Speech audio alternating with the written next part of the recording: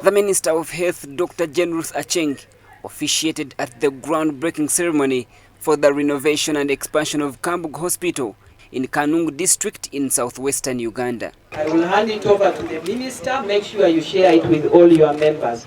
Let all of them read, because I don't want the Bachiga to come to my office. Dr. Acheng cautioned the contractors against shadow work and also warned them that unnecessary delays in completing the work will lead to penalties. She called on Kanungu District leadership to supervise the project since they represent the people who are the main beneficiaries of the hospital.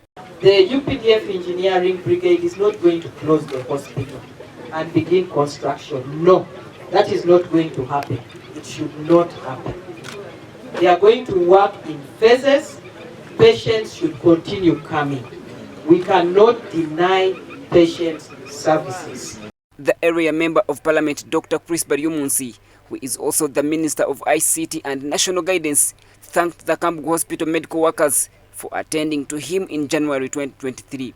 Dr. Baryomunsi was admitted to the facility before he was lifted to Murago National Referral Hospital. I want to thank the doctors, the health workers of Kambuga, and all the people of Kanungu. You sent me messages, the chairman sent me messages, the MPs, everybody was concerned, and I am now very healthy.